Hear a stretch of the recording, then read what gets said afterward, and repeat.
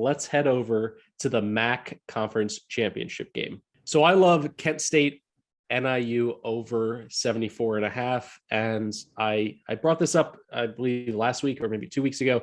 Kent State, if you remove the 38-0 shutout of Akron, because Akron's trash, if you look at their last 6 games, 86, 95, 61, 99, 84, 95. Those are the total points in those 6 games, averaging 86.5 points per game.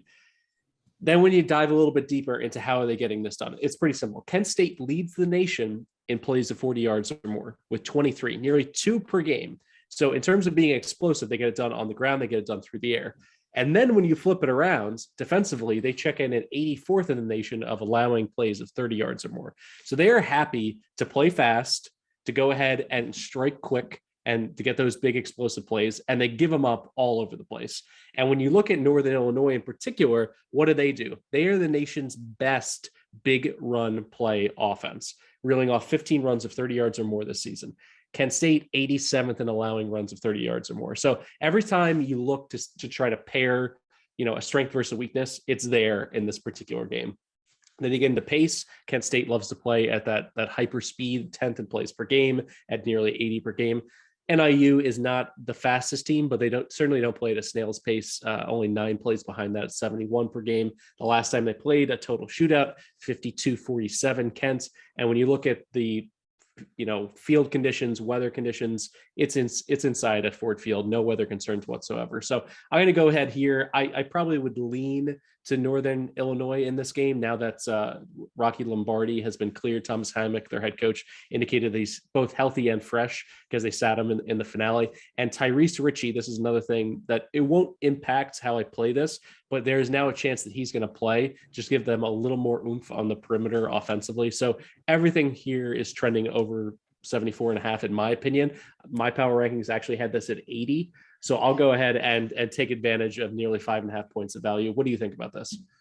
Yeah, I agree. I totally agree. I love the over here. Like you said, it was 52-47 the first time. Kent State outgained Northern Illinois 682 to 663. And for those of you listening throughout the whole year, I really made I sewered 2 guys our first show. One of them was Kenny Pickett. Hand up, I was wrong. Kenny Pickett's awesome. Kenny Pickett's probably going to be in New York. He's probably going to be a Heisman finalist. So, Kenny, I apologize. You're very good, and you don't belong in the MAC. But Rocky Lombardi does, and he stinks. And I said that, and he still stinks. That being said, he torched this Kent State offense. 532 yards and 3 touchdowns. It was the best game of Rocky Lombardi's career. So that kind of shows you how bad the Kent State defense is. And like you said, pace is everything here. This Kent State fast offense, 3rd in the country in plays per minute. And what makes them give up points so much is, like you said, they score immediately. Then what do? They have to kick off, and they are horrific at kicking the ball off. They average 43.9 yards per kick. What that means is they can start at the 50 and they can't kick it to the end zone. They have just 6 touchbacks all season. For comparison, our boy Matt Ariza, the punt god, has 53 touchbacks, and that offense doesn't score. So he's not even kicking off that much. They're also horrible at punting. So when they don't score, they average 36 yards per punt. 36 yards. So if they don't score, Kent State's getting the ball basically in field goal range. And when they do score, they kick it off, and Kent State's going to have the ball at midfield. So, or Northern Illinois is going to have the ball at midfield. So I love that because they score, then they give the ball at the 50, the other team scores, and so on and so forth. Lather, rinse, repeat. I love the over. I actually disagree. I do lean Kent State just because this Northern Illinois defense is also atrocious. I'm probably not going to play it because Northern Illinois, they're one of those teams where, like, you look at all of their games, beat Georgia Tech by 1. They're outgained by 130 yards. They won on a 2-point conversion. Beat Eastern Michigan by 7, outgained by 50 yards. Beat Toledo by 2, made 5 field goals, winning one with 26 seconds left. They beat Bowling Green by 8. They were outgained by Bowling Green. Beat Central Michigan by 1 because Central Michigan fumbled the field goal. Beat Ball State by 2, game-winning field goal as time expired. Beat Buffalo in overtime because Buffalo fumbled on the 1-yard line going in. So, they're not a good team, and every statistic and metric says Kent State's better. But this rabbit out of the hat thing scares me. They keep doing it. At some point, they're going to stop, but I'm not going to bet that they will here. So that, I don't want to bet against this Northern Illinois voodoo. They're basically, a MAC Iowa, except their defense is atrocious. So I'm probably not going to stand in front of the rabbit's foot that's going on over there, but I definitely love the over because their defense stinks. Kent State's, runs at a wicked pace and they can score on anybody. So yeah, give me the over here too.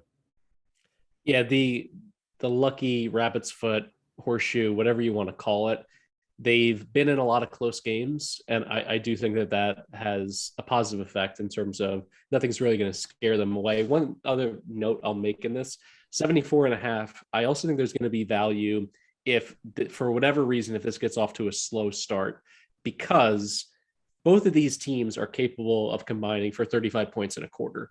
And because of the pace and because of the explosive plays that they give and that they get and allow, I think if there's an opportunity where you see, the first 7 or 8 minutes, there's, only a field goal on the board or 0 points, you see that number really drop down. I don't give out this recommendation all that often, but it was certainly something I would even double down on a live over. As I mentioned, the worst thing for an over is punting. But when Kent State punts, it gives Northern Illinois great field position. So it's really not the worst case scenario. That is a really good point, because that's the hidden yardage of football, and the fact that they're, basically they at this point should not be punting at all. Like, go for an arm punt, like throw an interception downfield. It'd be a better situation than, they average 36 yards per punt. Dustin Crum has to be able to throw the ball more than 36 yards. He has to be. Yeah.